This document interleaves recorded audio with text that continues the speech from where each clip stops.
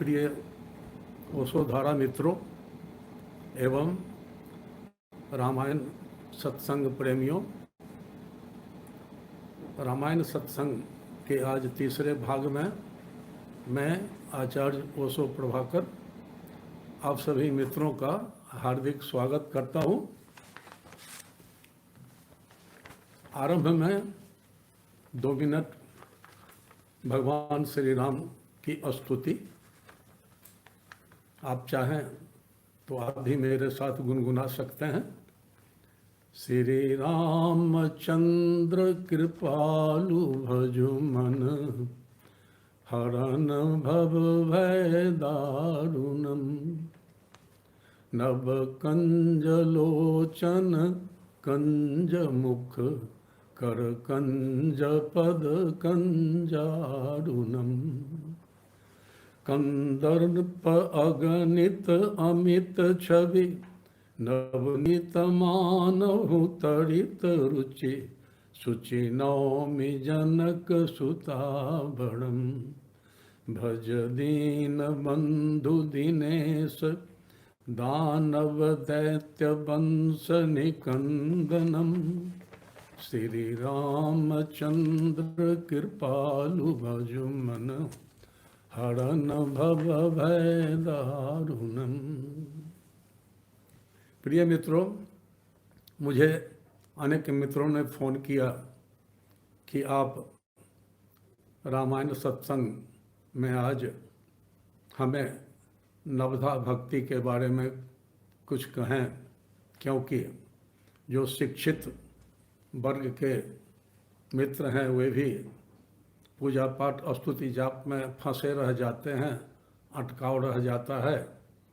तो आप नवधा भक्ति समझाने की कृपा करें। इसलिए आज के सत्संग का विषय रामायण में नवधा भक्ति।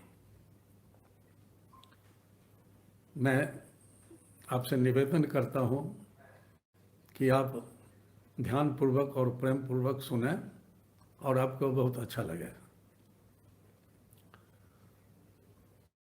रामायण के अरण्य कांड में यह नवधा भक्ति भगवान श्री राम के मुख से वर्णित है। वनवास यात्रा के दौरान भगवान संत सबरी के यहाँ पहुँचते हैं। उसकी कुटिया में जाने पर वह भाव विभोर हो जाती है। उसकी तपस्या पूरी हो गई थी, प्रेम पूर्णता को प्राप्त हो गया था, भक्ति फलित हो गई थी, भक्ति की सुगंध बिखर रही थी। भगवान पहुँचे तो उस दौरान संत सबरी उनसे एक प्रश्न पूछती है कि भक्ति क्या है, भक्ति कैसे की जा सकती है, भक्ति कौन कर सकता है। और अपने बारे में बताती है कि मेरे पास तो कुछ भी नहीं है, न धन है, न दौलत है, न पद है, न प्रतिष्ठा है। अब तो स्वास्थ्य भी नहीं है, वृद्धा हो चुकी थी, कुछ भी नहीं है। तो क्या मैं भी भक्ति कर सकती? कौन भक्ति कर सकता है? भक्ति के लिए क्या योग्यता चाहिए? बड़ा महत्वपूर्ण प्रश्न। तो भगवान प्रसन्न होकर स्वयं उत्तर देते हैं और कहते हैं कि तुम ध्यान पूर्वक प्रेम पूर्वक सुनो। इसलिए मैंने भी आपसे निवेदन किया कि आप भी ध्यान पूर्वक प्रेम पूर्वक सुने। प्रथम भक्ति संतन के संगा, दूसरी भक्ति मम कथा प्रसंगा। कहते हैं कि भक्ति का एक मानचित्र देते हैं, जो सगुण भक्ति और निर्गुण भक्ति, गौणी भक्ति और पराभक्ति दोनों का एक संयुक्त मानचित्र है। तो कहते हैं कि प्रथम भक्ति संतन के संगा, भक्ति का पहला कदम सत्संग में जाओ। तुम्हारे क्षेत्र में, तुम्हारी जानकारी में कहीं कोई संत आए हैं और आज उनका सत्संग है। सत्संग संक्षिप्त ही होता है, घंटे 2 घंटे का होता है, बहुत खर्च भी नहीं, बहुत परिश्रम भी नहीं। रहा है तो आप जाओ, सुनो संत क्या कह रहे हैं, संत के दर्शन करो, उनके उपदेशों को प्रेम पूर्वक सुनो, समझने की कोशिश करो। लेकिन पहले ध्यान पूर्वक सुनोगे तब तो समझोगे कि ये पहला कदम है। प्रथम भक्ति संतन के संगा, दूसरी भक्ति मम कथा प्रसंगा। कहते हैं भक्ति का दूसरा कदम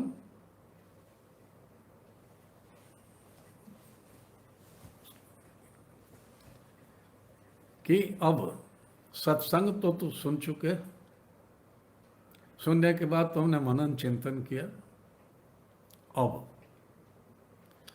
कथा हो रही है वहां जाओ और तुम जाकर कथा सुनो। अब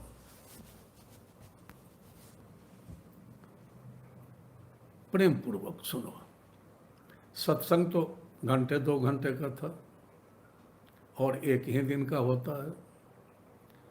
कथा लगातार कई दिनों तक चलती है।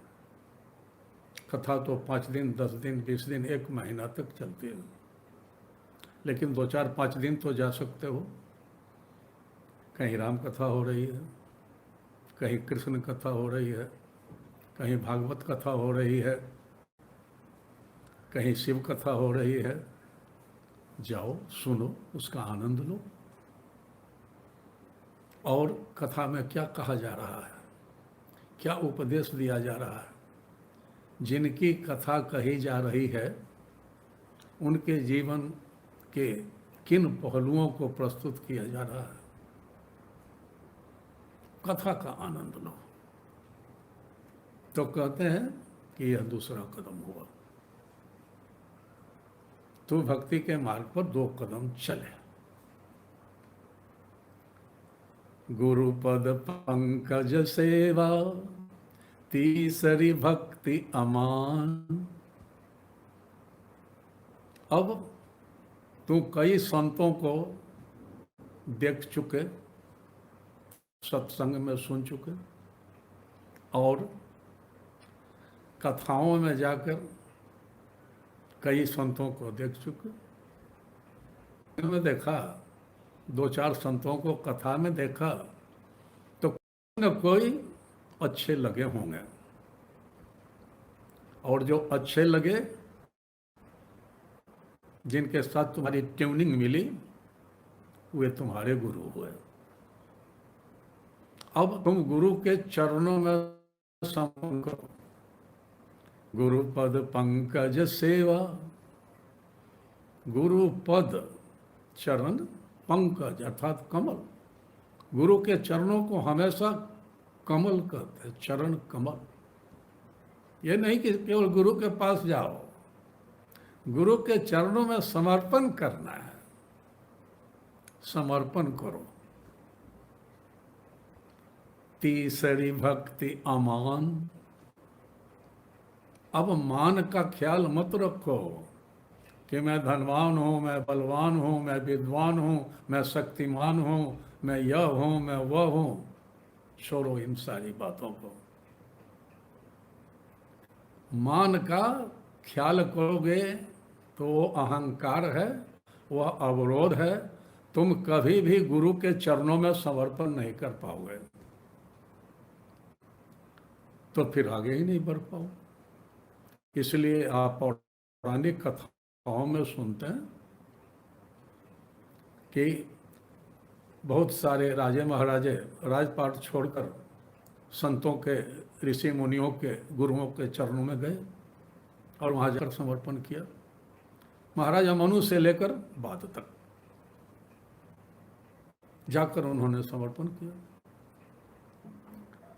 तो वहाँ कोई अभिमान की बात नहीं होनी चाहिए कि मैं यह हूँ, मैं यह हूँ। बिना शर्त समर्पण करो। और उसमें एक शब्द क्या है? सेवा। गुरुपद पंकज सेवा, तीसरी भक्ति अमान। गुरुपद पंकज सेवा, समर्पण तो करो ही करो, गुरु की सेवा करो। तो गुरु की सेवा क्या करोगे, कैसे करोगे? तो गुरु जहाँ हैं वहाँ कोई आश्रम है, गुरुकुल है, साधना कराई जाती है, कोई व्यवस्था है, जिसे गौतम बुद्ध संघ कहते थे। ओशो ने आरंभ किया था पूना में, उसे आश्रम कहते थे, धाम कहते हैं। तो कोई एक कार्य तुम अपने हाथ में ले लो। अब गुरु की सेवा आरंभ हो गई, उससे क्या होगा? हमेशा गुरु से जुड़े रहोगे। किसी प्रकार की सेवा में लगे रहोगे तो हमेशा गुरु से जुड़े रहोगे। न आत्मविस्मरण होगा, न गुरु विस्मरण होगा। और तब बराबर गुरु के दर्शन करने का भी अवसर मिलेगा, उनके पास जाने का भी मौका मिलेगा। कुछ ऐसा विषय होगा कि वे कुछ कहेंगे कि यह करो, यह नहीं करो। तुम कभी पूछने जाओगे कि क्या करना है, तो कोई सेवा कार्य हाथ में ले लो। गुरुपद पंकज सेवा, तीसरी भक्ति अमान। चौथी भक्ति कपट तजी, करो हरि गुणगान। किसी किसी संस्करण में लिखा हुआ है चौथी भक्ति मम गुणगन, करहि कपट तजी गान। तो चौथा कदम अब उठाओ। चौथा कदम अब हरि गुण गान में जीना आरंभ करो। परमात्मा के गुणगान में अब जियो। अब साधारण जीवन, सांसारिक जीवन से थोड़ा ऊपर उठो। आपको याद होगा गुरु तेग बहादुर जी का एक शब्द पद, गोविंद के गुण गाओ साधो, गोविंद के गुण गाओ। उसमें अंत में क्या कहते हैं? तज अभिमान मोह माया पुनि, चरण राम चित लाओ। कह नानक है मुक्ति पंथ यह, गुरुमुख होए तुम पाओ। अब तुम गुरुमुख हो जाओ। पहले तो मनमुख का जीवन जी रहे थे, मन के अनुसार जी रहे थे। अब गुरु के उपदेश के अनुसार जियो। अब मनमुख से तुम गुरुमुख हो जाओ। तज अभिमान मोह माया पुनि, चरण राम चित लाओ। अब राम के चरणों में समर्पण करो। मुक्ति का यही पंथ है। तो कहते हैं करो हरि गुणगान। बकवास में समय बर्बाद करते, ऊर्जा बर्बाद करते। आपने कई बार देखा होगा, सुबह में टहलने के लिए मॉर्निंग वॉक के नाम पर बहुत सारे मित्र जाते हैं।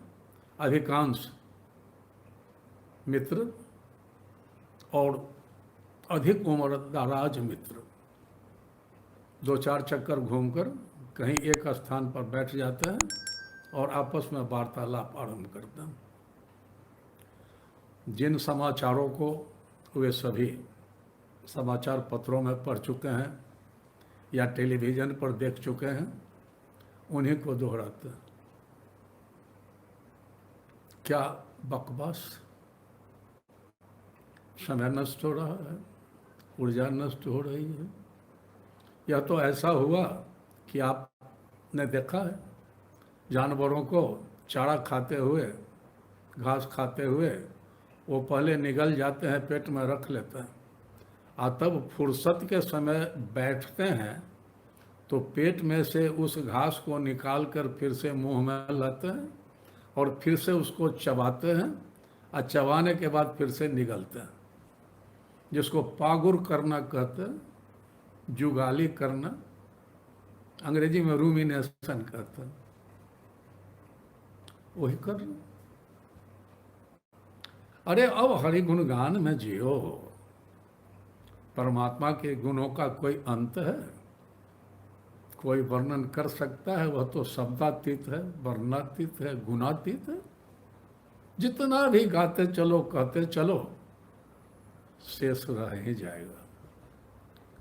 कभी पूरी तरह नहीं गा सकोगे, नहीं बता सकोगे, लेकिन गाओ तो सही।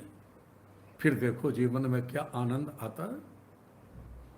यह चौथा कदम हरि गुणगान। संत सहजोबाई कहती है कि जो सोवो तो सुन्न में, जागो तो हरि नाम, जो बोलो तो हरि कथा, भक्ति करो निकाम। जो बोलो तो हरि कथा। और क्या बकवास करना, और क्या बोलना। तो नवधा भक्ति में भगवान श्री राम बताते हैं कि तुम चौथे कदम पर पहुंचे, जब हरि गुणगान में जीने लगे तब। और उसके बाद पांचवा कदम बताता है, मंत्र जाप मम दृढ़ विश्वासा, पंचम भगत वेद प्रकाशा। मम विश्वास। लेकिन पांचवा कदम क्या है? मंत्र जाप मम दृढ़ विश्वासा, पंचम भजन स्वेद प्रकाशा। पांचवा कदम है मंत्र जाप। अब गुरु ने जो मंत्र दिया है उसका जाप करो, लेकिन सीमित जाप ही करो। कितने मित्रों को आप सुनते होंगे, वो बताएंगे, अहंकार पूर्वक बताएंगे कि इस मंत्र का उन्होंने 1.25 लाख जाप किया है, और क्या क्या कहते हैं। तो मंत्र जाप अधिक करने से क्या होगा? मंत्र जाप व्यर्थ तो नहीं है। इसलिए भगवान राम समझा रहे हैं कि मंत्र जाप करो, क्योंकि मंत्र जाप से शारीरिक शुद्धिकरण होता है, मानसिक शुद्धिकरण होता है, ऊर्जा जागरण होता है। और अधिक करोगे तो अधिक संकल्प जगेगा, अधिक अहंकार जगेगा। इसलिए बहुत अधिक मंत्र जाप करने वाले अहंकारी हो जाते हैं, अभिमानी हो जाते हैं, और तब बाद में बहुत सारे तांत्रिक हो जाते हैं, डराने धमकाने लगते हैं, दूसरों को श्राप और वरदान देने लगते हैं, उसको अपना एक पेशा बना लेते हैं और कहें कि मैंने इतना लाख जाप किया, इसलिए मैं सिद्ध हूँ और मुझको सिद्धि प्राप्त है। इसलिए एक प्रकार से कुछ शर्त लगा देते हैं कि भगवान पर विश्वास करते हुए मंत्र जाप करो। मंत्र जाप मम दृढ़ विश्वासा, पंचम भजन सो वेद प्रकाशा। वैदिक काल से वेदों में वर्णित है भजन कीर्तन, कि जब भी मंत्र जाप करो तो अहंकार न बढ़े, इसलिए ऊर्जा जागरण से मतवाला मत हो जाओ, तो भजन कीर्तन करो। प्रातःकाल मंत्र जाप किया तो सायंकाल भजन कीर्तन करो। इसलिए आप देखते हैं ओशोधारा में कहीं भी किसी कार्यक्रम में सायंकाल प्रतिदिन कीर्तन होता है, और सभी पंथों में, क्योंकि वह बहुत ही प्रभावकारी विधि है। कीर्तन से शारीरिक शुद्धिकरण, मानसिक शुद्धिकरण, ऊर्जा जागरण, अहंकार से मुक्ति, क्रोध से मुक्ति वगैरह वगैरह बहुत सारे लाभ मिलते हैं। इसलिए कहते हैं कि थोड़ा सा मंत्र जाप करो, शारीरिक शुद्धिकरण के लिए, मानसिक शुद्धिकरण के लिए, ऊर्जा जागरण के लिए, और भजन कीर्तन करो समर्पण के लिए, अहंकार से मुक्त रहने के लिए। तो ये 5वां कदम हुआ। 5वां कदम के बाद छठदम, कहीं कहीं षष्टम लिखा। शील विरत बहु कर्मा, छठदम शील विरत बहु कर्मा, निरत निरंतर सज्जन धर्मा। कहते हैं कि अब तुम इंद्रियों पर नियंत्रण रखो, इंद्रिय निग्रह, दम अर्थात इंद्रियों पर नियंत्रण, ये छठा कदम होगा। और कहते हैं विरत बहुकर्मा, बहुधंधी मत बनो, बहुत सारे अनावश्यक कर्म भी करते हो जिसकी कोई आवश्यकता नहीं। कोई दिन भर 10-20 सीरियल देख रहा है, 10-20 चैनल देख रहा है, जहाँ जा रहा है सभी विज्ञापन पढ़ रहा है, सभी देख रहा है, अनर्गल बातें, अनर्गल बहुत सारे कर्म का त्याग कर सकते हैं। जो आवश्यक है, सही है, उपयोगी है, गुणकारी है, हितकारी है, कसौटी रखो, सत्यम शिवम सुंदरम। और बहुत सारे कर्मों का त्याग कर सकते हैं। तो अनावश्यक कर्मों का त्याग करो, इंद्रियों पर नियंत्रण रखो, और सज्जनता का त्याग कभी मत करो। इसलिए शीलवान बनो। यह शील क्या है? अंग्रेजी में इसके लिए कोई सही शब्द है ही नहीं अनुवाद के लिए।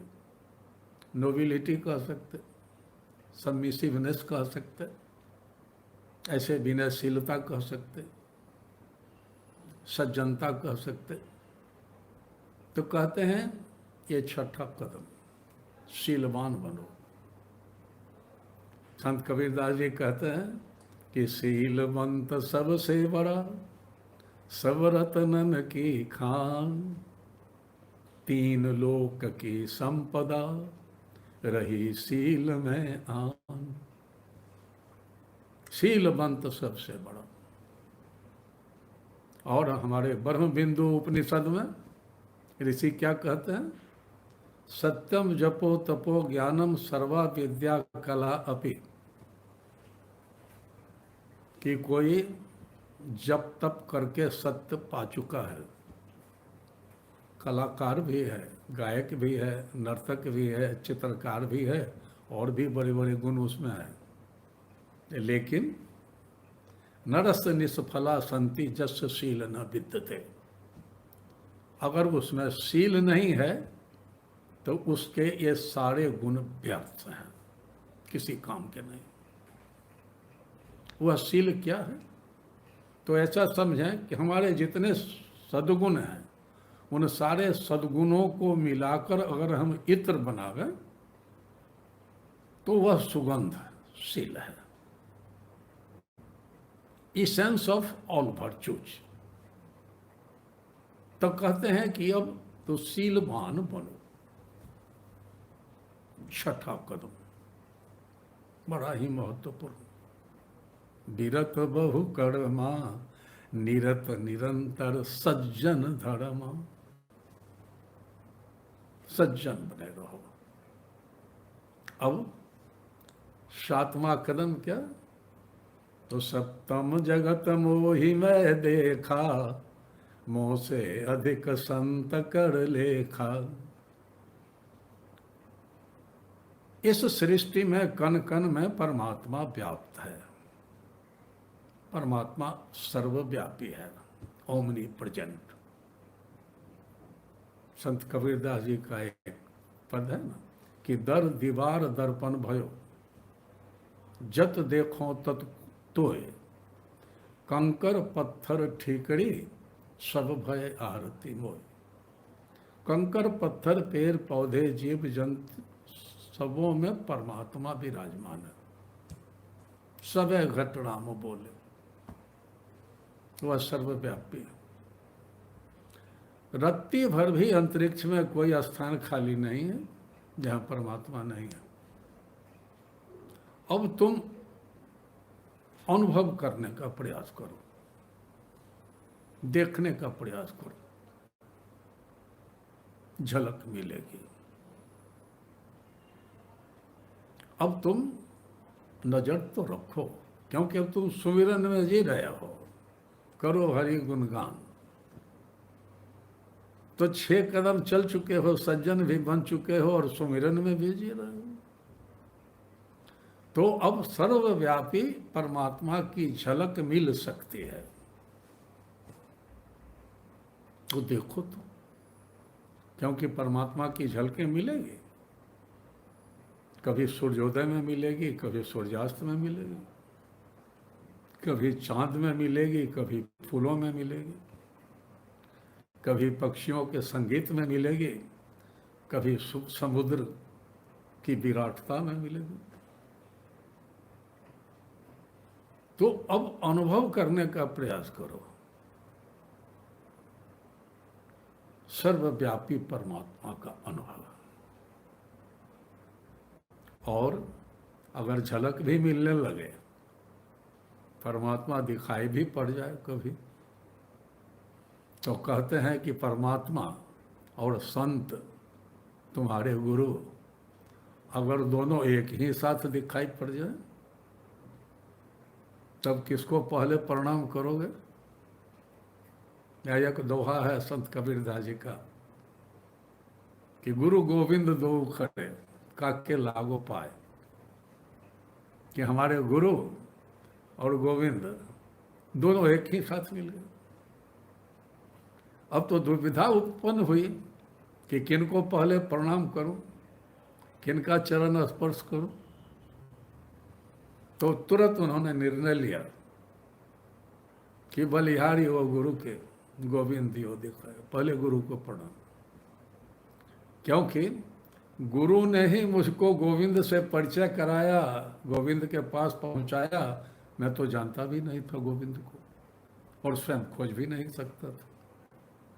इसलिए गुरु की बलिहारी सभी संप्रदायों में। तो पहले गुरु को प्रणाम करो, पहले संत को प्रणाम करो। इतनी महिमा देते हैं, इतनी गरिमा देते हैं भगवान श्री राम कि मेरे साथ कोई संत दिखाई पड़े तो मुझको बाद में प्रणाम करना, संत को पहले प्रणाम करो, उनको पहले करो। तो ये भक्ति का 7वां कदम। सप्तम जगत मोहि में देखा, मोह से अधिक संत कर लेखा। मुझसे अधिक संतों के प्रति नमन। तब अब महत्वपूर्ण 8वां कदम बताते हैं कि अष्टम जथा लाभ संतोषा, सपने हूं नहीं देखा ही पर दोषा। कहते हैं 8वां कदम, संतुष्ट जीवन जियो। जो भी मिला है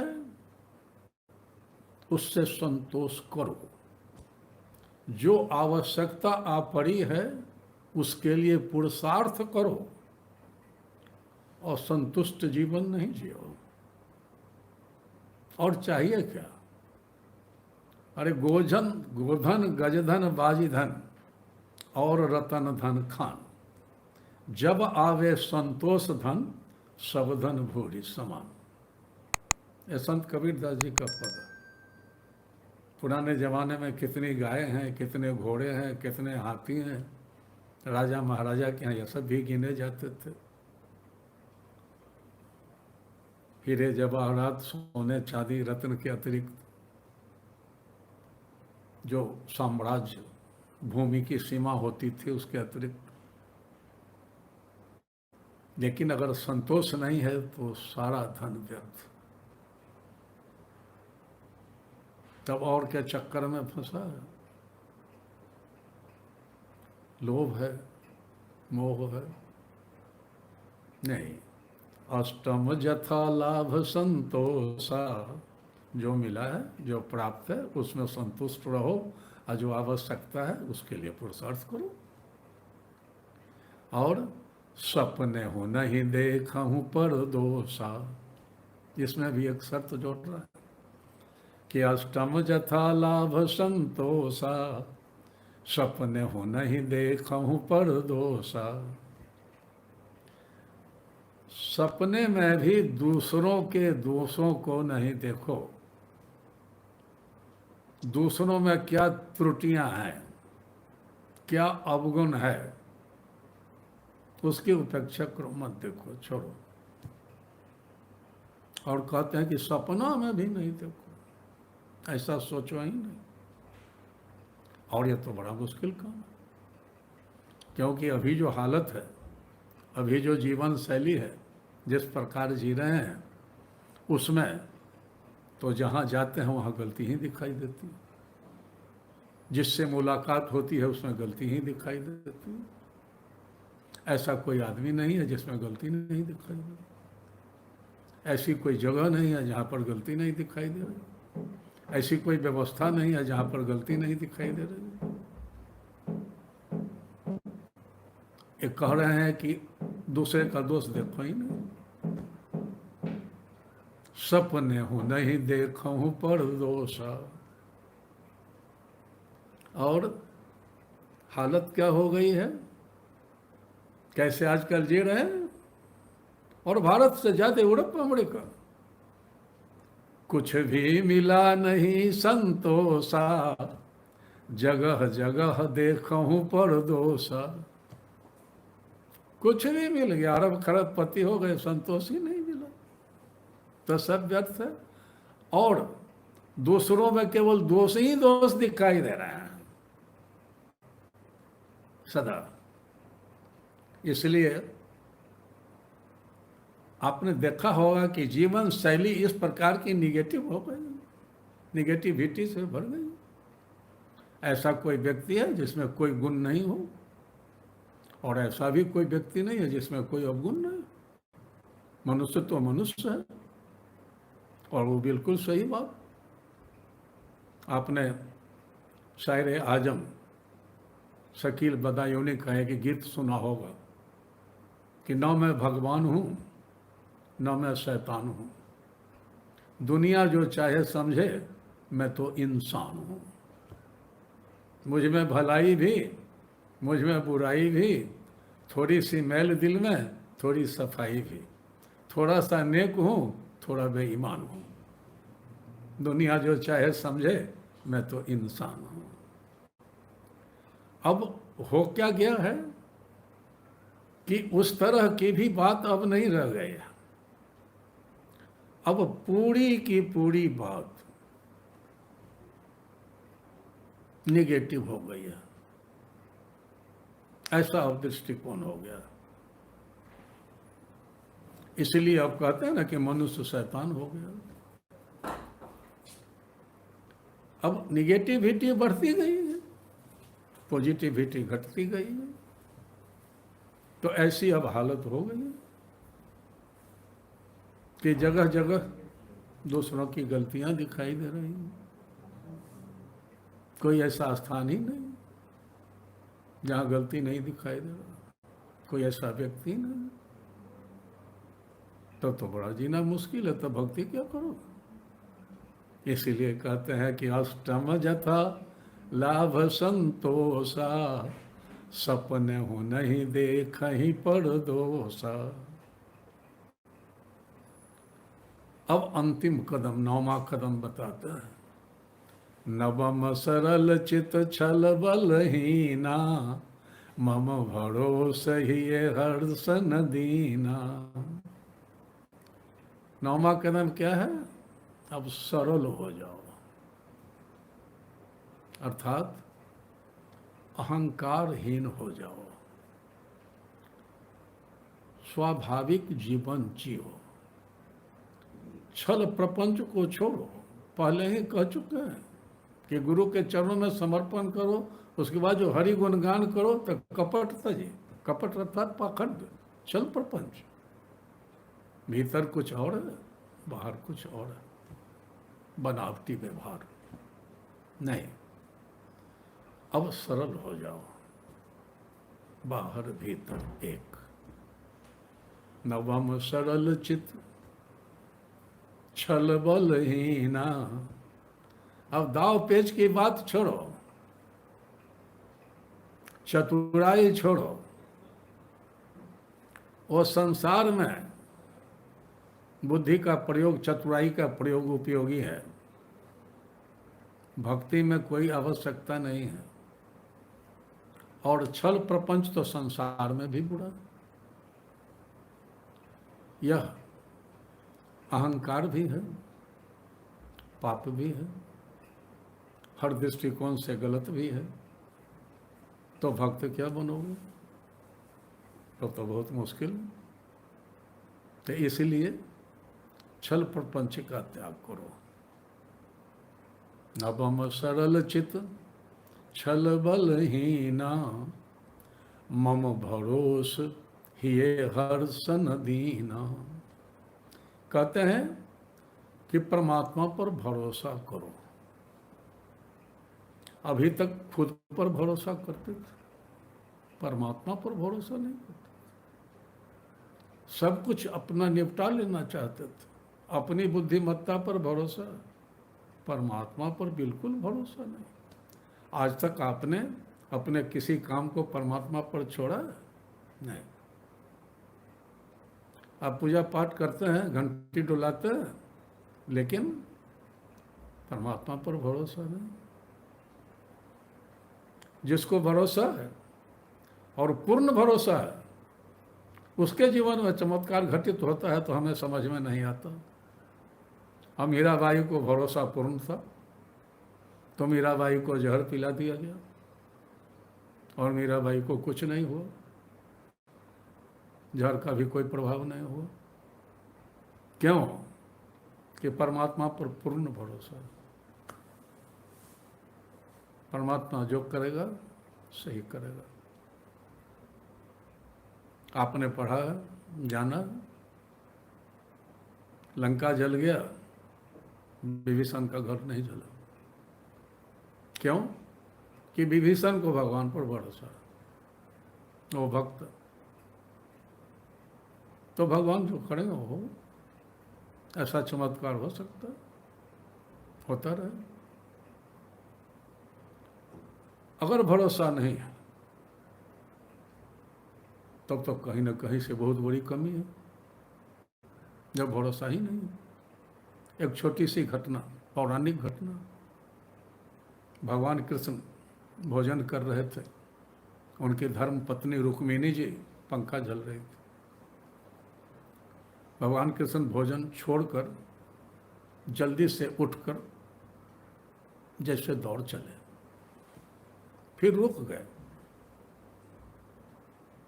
और फिर वापस चले आए, फिर बैठ गए। रुक्मिणी बोली कि भगवान, मैं समझी नहीं कि अचानक आप क्यों उठ गए और भोजन छोड़ के चल दिए, अब फिर आप वापस आकर बैठ गए। भगवान कृष्ण ने कहा कि देखो, मेरे एक भक्तों को ईंट पत्थर फेंक कर लोग मार रहे थे, वह घायल हो गया था, रो रहा था और मुझे पुकार रहा था, तो उसे बचाने के लिए मैं जा रहा था। तो फिर लौट क्यों आए? तो भगवान ने कहा कि मैंने देखा कि उसने भी पत्थर उठा लिया और पत्थर फेंक फेंक कर लोगों को मारने लगा, तो अभी उसको स्वयं पर भरोसा है कि वो अपनी रक्षा कर लेगा। तो करे। अभी परमात्मा पर कहाँ छोड़ा, अपनी शक्ति का प्रयोग कर रहा है, कर रहा है। इसलिए अपने यहाँ क्या कहते हैं, हारे को हरिनाम। अपबल तपबल बाहुबल, चौथा बल है दाम। सूर किशोर कृपाते सब बल, हारे को हरिनाम। तो परमात्मा पर अगर भरोसा ही नहीं है तब कैसे काम चलेगा। इसलिए प्रकारांतर से योग सूत्र में भी महर्षि पतंजलि अष्टांग योग में एक जगह कहते ईश्वर प्रणिधान, इशारा उसी तरह। अब परमात्मा पर भरोसा करो। दारे सामे दहर है जिसके इशारे पर, मेरी गफलत तो देखो मैं उसे गाफिल समझता था। यह ब्रह्मांड जिसके इशारे पर चल रहा है, समय पर सूर्योदय होता है, सूर्यास्त होता है, चंद्र, सब इतनी बड़ी प्रकृति, इतना बड़ा सिस्टम, इतनी बड़ी व्यवस्था, इतना बड़ा ब्रह्मांड एक अनुशासन और नियम से चल रहा है। सूरज ने आज तक नहीं कहा कि थक गया हूँ, आज 5 मिनट विश्राम कर लेता हूँ, लेट से जाऊँ, नहीं। उदाहरण सुबह सामे दहर है जिसके इशारे पर, मेरी गफलत तो देखो मैं उसे गाफिल समझता था। वह गाफिल नहीं है, वह सब देख रहा है, वह सब सुन रहा है और वह सब कर रहा है।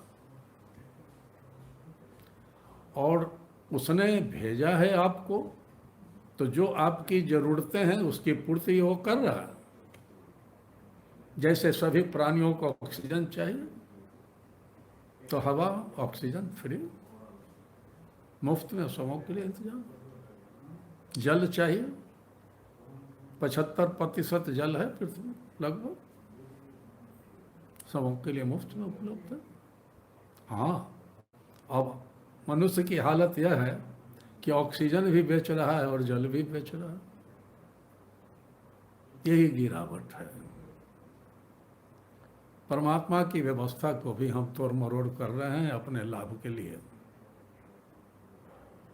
ये गलत, ये सही नहीं है।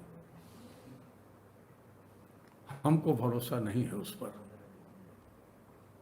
और जब भरोसा होगा तो हम अपने कर्तव्य का पालन करेंगे, सुमिरन में जीत हुए, उसकी कृपा को महसूस करें। ऐसी प्रीति करो मन मेरे, जो गुरु अर्जुन देव जी कहते हैं, 8 पहर प्रभु जान हो नेरे। 24 घंटे परमात्मा तो हमारे साथ ही है, परमात्मा तो हमारे ऊपर बरस ही रहा है। परमात्मा कहाँ हमको छोड़ कर गया है। यही भक्ति है। इसलिए कहते हैं कि परमात्मा पर भरोसा करो, और कहते हैं ये हर्ष न दीना। सुख और दुख के स्तर पर जी रहे हो तो बहुत नीचे स्तर पर जी रहे हो, ऊपर उठो। ये तो निम्नतम स्तर है जीने का, सुख और दुख। ऐसा कोई जीवन नहीं होता है जिसमें सुख दुख नहीं आता। ये दोनों ही आते हैं और दोनों ही आएंगे, सुख भी आएंगे दुख भी आएंगे।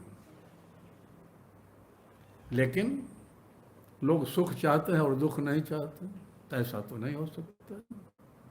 प्रकृति का नियम है और संतुलन का नियम है।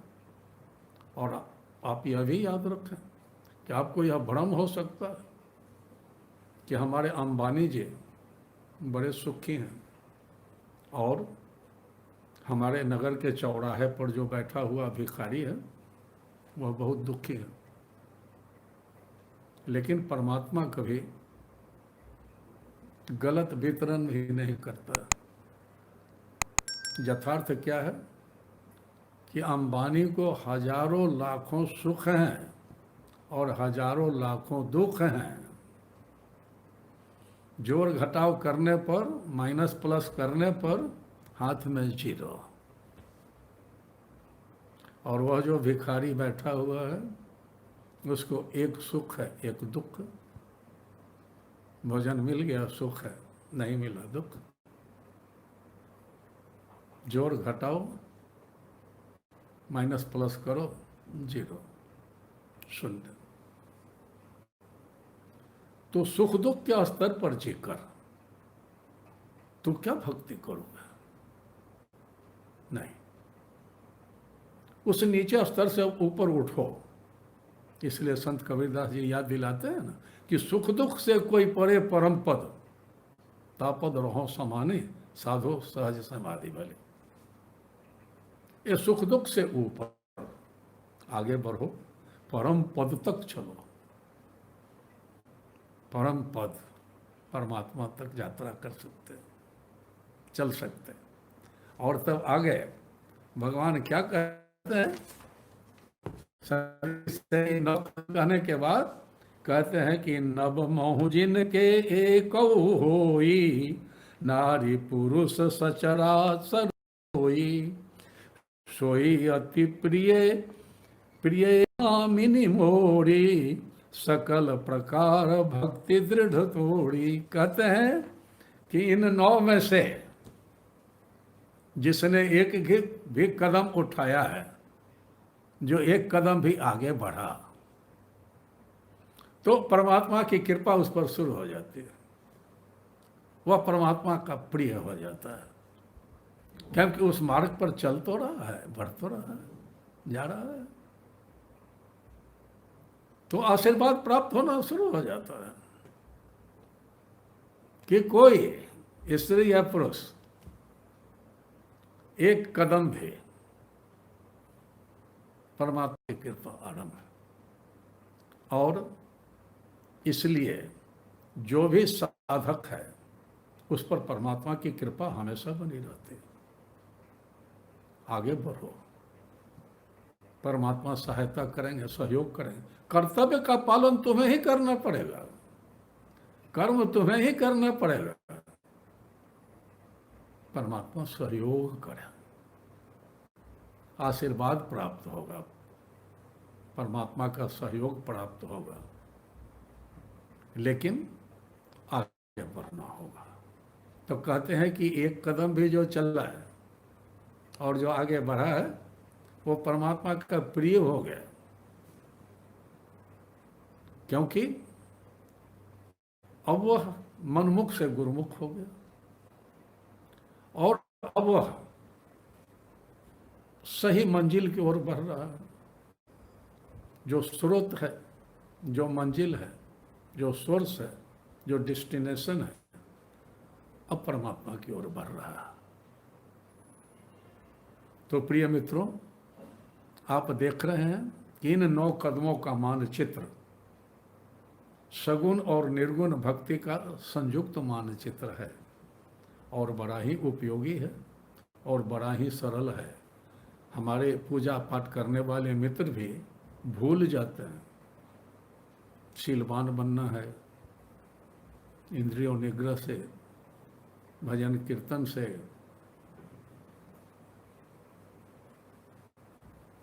सप्तम जगत मोहि में देखा से, सर्वव्यापी परमात्मा से कट ही रह जाते हैं और मंदिर को मठ बना लेते हैं और धन जमा करने लगते हैं।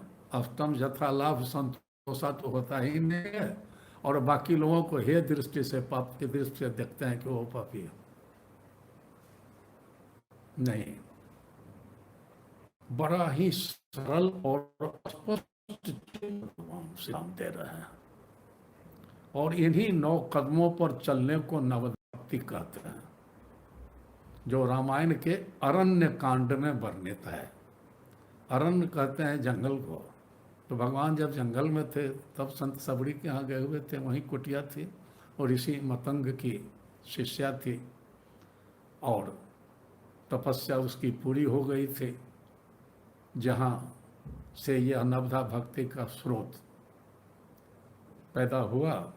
और भगवान श्री राम ने अपने मुख से इसका वर्णन किया। एक बात मैं आपको और कहना चाहता हूँ कि यह तो रामायण अवधी भाषा में है, तो एक सीरियल बना कुछ बरस पहले, सिया के राम। उस सिया के राम सीरियल में इस नवधा भक्ति का अवधीकरण से हिंदीकरण कर दिया गया। रामायण अवधी भाषा में सामान्य, और किसी भी भाषा में संस्कृत के शब्द तो रहते ही रहते हैं, लेकिन आधुनिक हिंदी में नवधा भक्ति को सिया के राम सीरियल में प्रस्तुत किया गया। मैं भी 2 मिनट में उसको सुना देता हूँ आपको। अर्थ वही है, अर्थ के साथ कोई छेड़छाड़ नहीं किया गया है, लेकिन हिंदी में उससे सुनिए, प्यारा है। प्रथम संत सतसंग सुहाना, संत संग से उपजे ज्ञाना, दूजी भक्ति परम सुखदाता, चित्त लगाए सुनो मेरी गाथा, तज अभिमान करो गुरु सेवा, ब्रह्मा विष्णु महेश गुरुदेवा, हो निष्कपट मेरा गुण गायन, करो सो पावे राम रसायन, दृढ़ विश्वास राख उर अंतर, राम मंत्र का जाप निरंतर, इंद्रिय बस कर चरित संभालो, सद्गुण धार धर्म नित पालो, सारा जगत राम में जानो, मुझसे अधिक संत को मानो, एक संतोष सकल सुख लाए,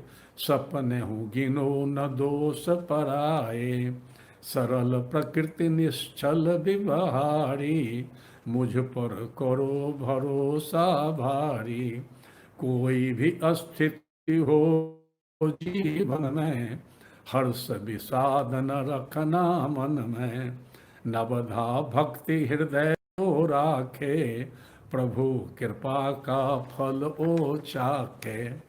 हिंदीकरण नवधा भक्ति का सिया के राम सीरियल में।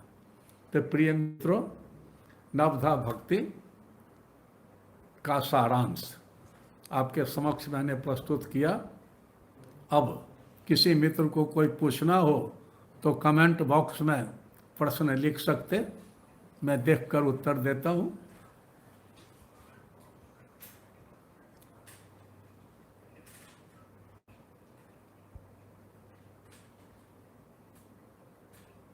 किसी मित्र का प्रश्न कमेंट बॉक्स में? अभी तक कोई प्रश्न आ नहीं रहा मेरे सामने। पहले कुछ लिखित क्या क्या गुजरे मुझे पता नहीं, मैं तो बोल रहा था। जिनको कुछ पूछना है अभी कमेंट बॉक्स में लिख कर पूछ सकते।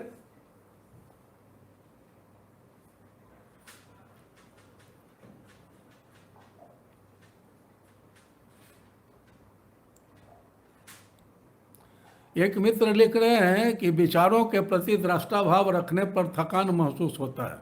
इसका मतलब कि विचारों के प्रति दृष्टा होने को भी आप कर्म बना ले रहे हैं।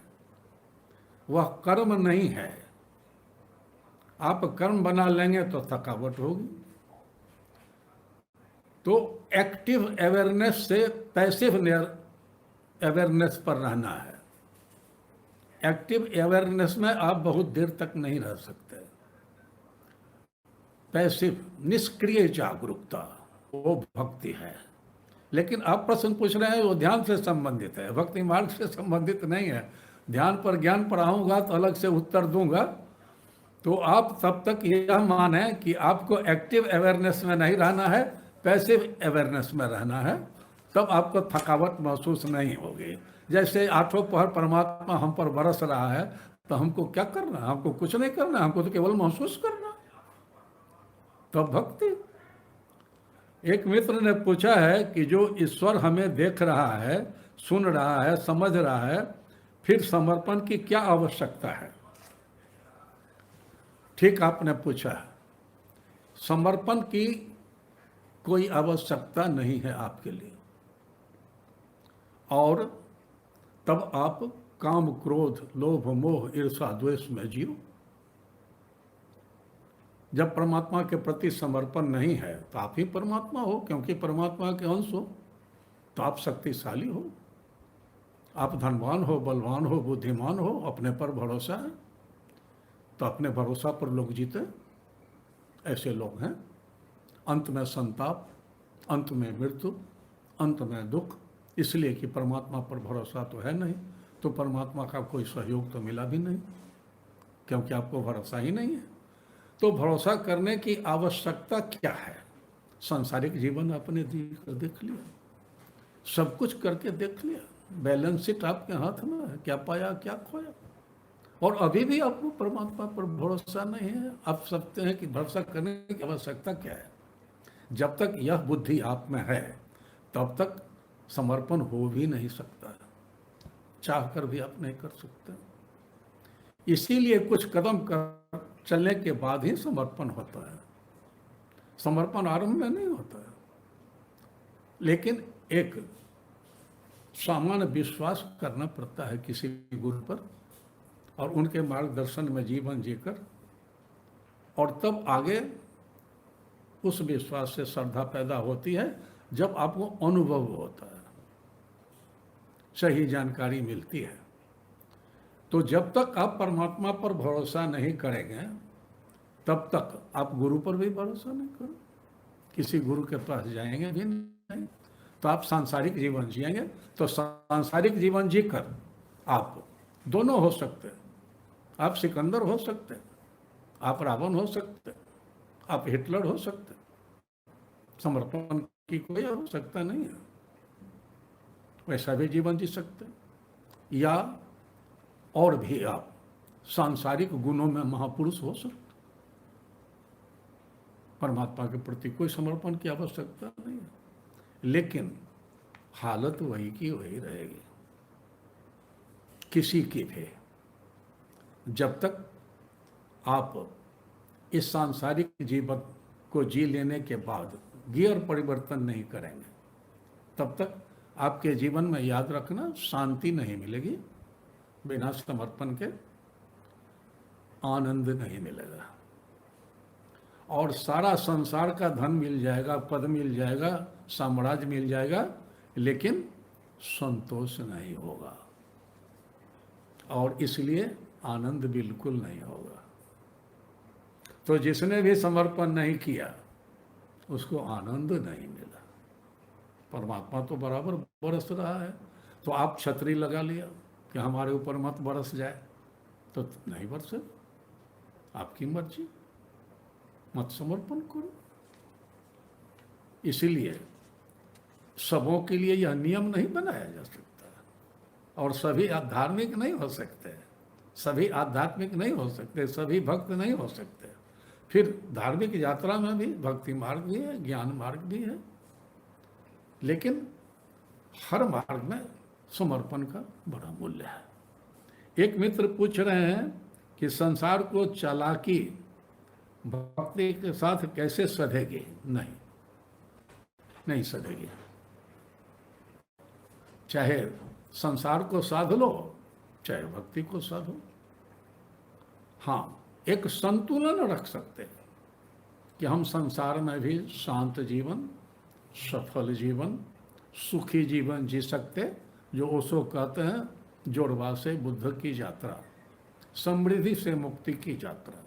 हम संसार में भी सुखी हो सकते, अपने कर्तव्य का पालन करेंगे, धन अर्जित करेंगे, अच्छे ढंग से जिएंगे, सुखपूर्वक जिएंगे, शांतिपूर्वक जिएंगे, संतुष्ट जीवन जिएंगे, और परमात्मा को भी धारण करके जिए। परमात्मा की कृपा भी हम पर बरसती रहेगी, तो हम संतुलन कायम कर सकते हैं। लेकिन अगर हम उसमें चतुराई से, चालाकी से, तो या क्या करेंगे? हम या तो संसार को ठगने की कोशिश करेंगे या परमात्मा को ठगने की कोशिश करेंगे। तो हम इधर धोखा दें कि उधर धोखा दें, ये नहीं चल सकता, और ये मुनासिब भी नहीं है किसी भी दृष्टिकोण से। और किसी मित्र का कोई प्रश्न?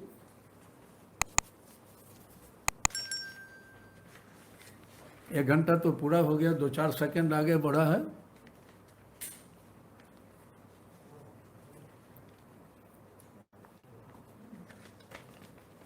इसमें भी कोई प्रश्न है क्या? हो गया। तो अब कोई प्रश्न तो नहीं दिखाई दे रहा है, इसलिए आप सभी मित्रों को नहीं स्पष्ट नहीं हो रहा है, लेकिन आप सबों को मैं बहुत बहुत शुभकामनाएं देता हूँ, धन्यवाद देता हूँ कि आपने प्रेम पूर्वक सुना, इसमें भाग लिया। ऑनलाइन रामायण सत्संग में प्रश्न पूछने के अवसर तो बहुत सारे आपको मिलेंगे। जब आप हमारे कार्यक्रम में आएंगे तो प्रतिदिन प्रश्नोत्तर सत्संग का एक सत्र होता है। हम यहाँ मानने के लिए नहीं कहते, किसी को विश्वास करने के लिए नहीं कहते, हम उस धारा में प्रयोग करवाते हैं, और प्रयोग करने पर जब सत्य पाते हैं तब लोग मानते हैं, और तब स्वतः श्रद्धा पैदा होती है। तो इसलिए आपको मैं निमंत्रण देता हूँ कि आप उस धारा के ध्यान समाधि कार्यक्रम में आवें, आरंभ तो करें, फिर आगे की बात आगे होगी। हम भक्ति की भी चर्चा करेंगे, ज्ञान की भी चर्चा करेंगे, और संयुक्त ज्ञान भक्ति दोनों की सज्ञान भक्ति के मार्ग पर आपको आगे ले चलेंगे, फिर आगे की बात आगे होगी। तो तब तक के लिए आप सभी मित्रों को बहुत बहुत धन्यवाद, शुभकामनाएं, नमस्कार।